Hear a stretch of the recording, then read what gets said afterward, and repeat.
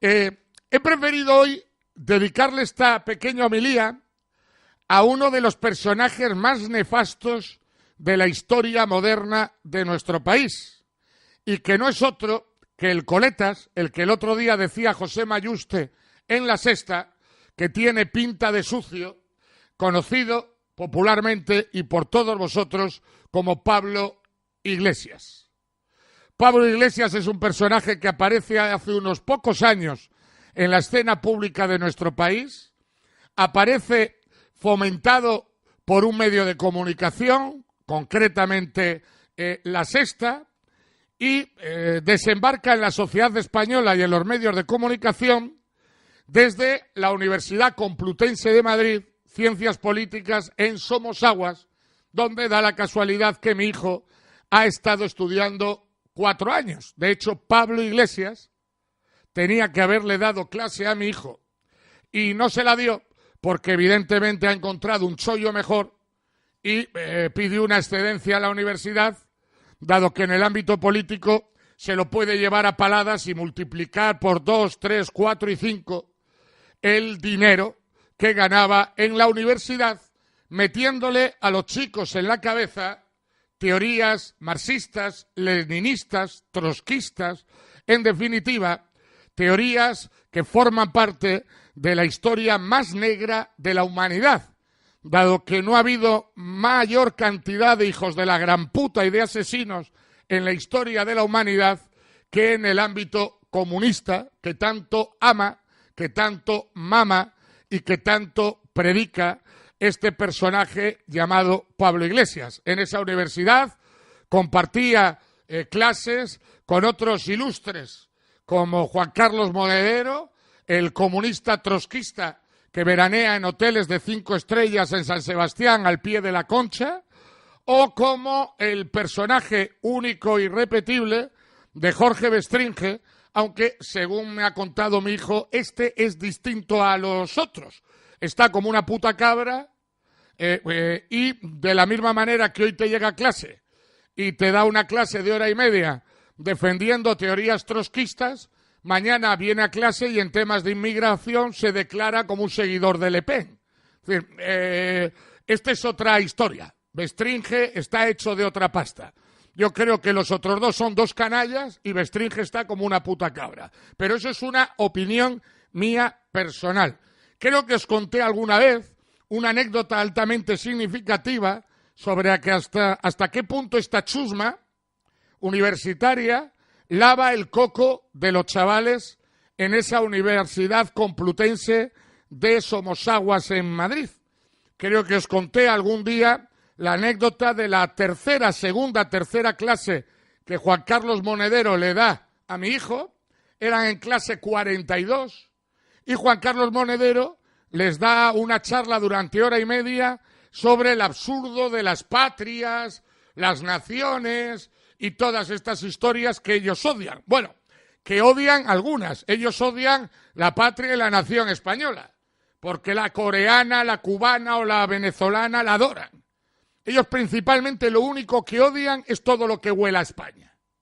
Y en aquella clase de Juan Carlos Monedero, que a mi hijo le entretenía, del que mi hijo nunca me ha hablado mal, porque más de una vez me dijo, bueno, por lo menos te diviertes en clase, pero para que veáis el carácter de estos personajes y de estos individuos, en la segunda o la tercera clase que Monedero le dio a mi hijo, durante 1 hora y media les habló de las patrias, las naciones y todo esto. Y cuando acabó la clase, Juan Carlos Monedero le contó o les preguntó a los 42 alumnos, bueno, después de todo esto que os he explicado, les dijo, ¿quién de los presentes se siente español? 42 en clase, ¿eh? Y levantaron la mano mi hijo y otro.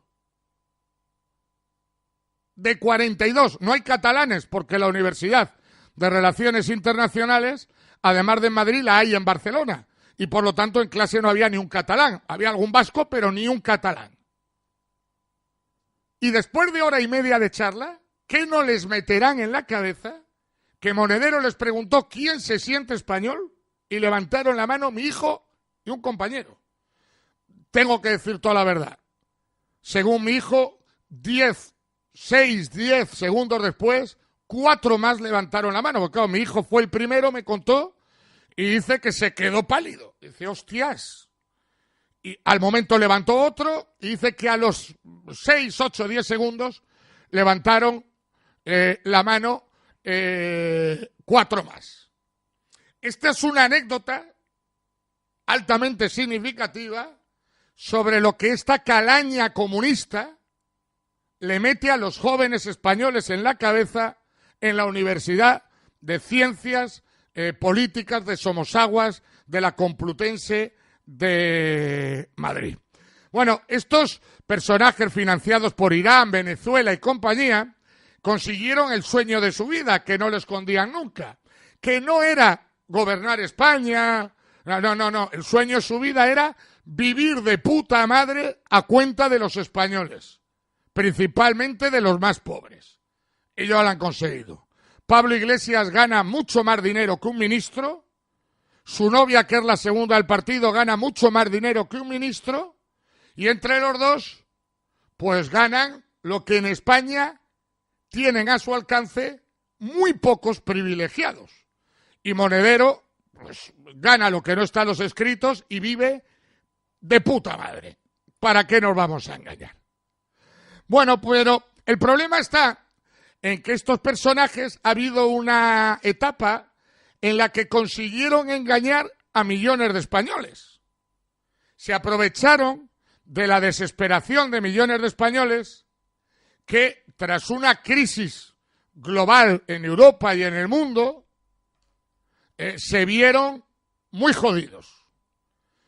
Ha habido millones de personas que hace unos años estaban desesperadas, que estaban cargadas y con razón de rabia, y que ante la aparición de estos niñatos comunistas, pues vieron en ellos la esperanza, digamos, de una ruptura y de poner patas arriba el sistema que había dejado a millones de españoles en una situación bastante complicada.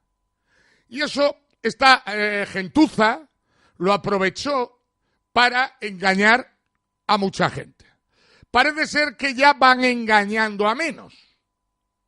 De hecho, salta a la vista la estrategia política de Pedro Sánchez, la estrategia electoralista, de robarle, de ganarle votos a Podemos, con estrategias como la de Franco, quitar la misa de los domingos por la mañana para los ancianos de 80 años que la veían en la 2 de Televisión Española y demás, distintos guiños que lo que sirven es para intentar el PSOE recuperar parte de ese voto de la desesperación que se fue a esta calaña comunista y absolutamente impresentable. Calaña comunista, repito, que se permite el lujo de señalar como fachas a millones de españoles. A mí ya últimamente que me llamen facha lo único que me pone es cachondo, y que, sin embargo, representan una ideología, repito, plasmada en la historia de la humanidad por los mayores hijos de la gran puta de la historia de la humanidad, con cientos y cientos de millones de muertos, una ideología que como ninguna otra capó las libertades de la gente en todo el planeta, especialmente en el siglo XX. Bien, repito, gracias a Dios, estos ya empiezan a no engañar absolutamente a nadie, sobre todo porque no hay nada como el tiempo para dejar a cada uno en su sitio. Recordamos todos cómo Pablito Iglesias se paseaba por Madrid con Ana Rosa Quintana, la del marido amenazador, asunto que en su programa ni se trató, contándonos cómo él era un hombre de Vallecas y cómo él desconfiaba de los que vivían en el extrarradio en buenos chalets. Lo que era Vallecas y lo que es ahora. Pero sigue siendo un barrio popular, a mí por eso me entusiasma. Pero en algún momento no podrás vivir aquí. A mí me parece más peligroso, Ana Rosa, el rollo de aislar a alguien, porque entonces no saben lo que pasa afuera. Ya. Es decir, este rollo de los políticos que viven en Somosaguas, buenos días, que viven en Somosaguas, que viven en chalets, que no saben lo que es coger el transporte público, que no saben lo que cuesta un café. Bien, él odiaba a esos políticos. Él no se fiaba de esos políticos que viven en extrarradio, en chalés, alejados del pueblo. De hecho, hay otras declaraciones por él en las que decía que él, si llegaba a gobernar España, él seguiría viviendo en Vallecas, con 2 cojones. Y es que había gente que se lo creía, lo decía. Y no sé, cuando vi la Moncloa pensé, a lo mejor un cierto estilo más moderno le podemos poner. ¿Pero te viste en algún momento viviendo allí? Yo preferiría que no, yo preferiría poder seguir viviendo en mi casa, en Vallecas. En Vallecas, sí, yo preferiría seguir viviendo en Vallecas cuando sea presidente. Bueno, pues pasó de desconfiar de los que vivían en chalés en el extrarradio y no sabían lo que valía un billete de autobús y demás, a vivir en Galapagar, en un chalet de lujo, en el que han mentido hasta en el precio porque hay gato encerrado, dado que todos los expertos en inmobiliaria dicen que ese chalet no vale menos de 1 millón de euros. Que me da igual, que valga 1 millón, que 600, que 800.000 euros. Vamos, que hemos pasado de vivir en Vallecas y gobierno España, que hemos pasado de desconfiar de los políticos que viven en un chalet a las afueras de Madrid y no cogen el autobús público, a vivir de puta madre en un chalet de lujo en Galapagar. Este es el mismo que durante años nos dijo a todos que el PP, que ha gobernado años hasta hace 4 días en Madrid, se estaba cargando la sanidad pública madrileña. Pero además se permitía el lujo de decir eso con la desvergüenza de mezclar palabras como terrorismo, cuando en un país como el nuestro, aquel que mezcla cualquier situación normal y cotidiana con la palabra terrorismo nos parece un hijo de la gran puta. Principalmente porque en España los españoles hemos soportado durante 30 o 40 años que los terroristas peguen tiros en la nuca a personas inocentes o les pongan bombas lapas en los coches, donde además de matar a esas personas inocentes, mataban también a parte de sus familias. Este hablaba sobre lo que se estaba haciendo con la sanidad pública madrileña con términos de terrorismo, Se puede asesinar desde un despacho, puede haber terroristas cuyo modus operandi sea firmar decretos o llegar a acuerdos con empresas privadas. A mí me parece que lo que estamos viviendo y viendo en la sanidad madrileña es que determinadas decisiones políticas que hacen forrarse a ciertas empresas privadas y a ciertas aseguradoras se traducen en que hay gente que va a morir antes de tiempo, porque eso es lo que pasa cuando la atención sanitaria es peor y cuesta más dinero. Bueno, pues ahí está. Hablando de terrorismo, para hablar de la sanidad pública madrileña. Este es el mismo que hace 4 días la sanidad pública madrileña le ha atendido cojonudamente para tener sus 2 niños o niñas, o niño y niña, gemelos o mellizos, y que tardó 5 minutos en salir a hacer la pelota a la sanidad pública española, madrileña, diciéndonos a todos que la sanidad pública madrileña funciona de lujo y que es una auténtica maravilla. Como si este imbécil quisiese convencer a alguien de que esa sanidad pública madrileña funciona cojonudamente desde que está su amiga la vieja comunista como alcaldesa de Madrid, cuando hay detrás una pila de años, décadas, en las que han gobernado la sanidad pública madrileña tanto el PSOE como el PP. El mismo que hablaba de terrorismo cuando se refería a la sanidad pública madrileña, ahora nos dice que la sanidad pública madrileña es un ejemplo.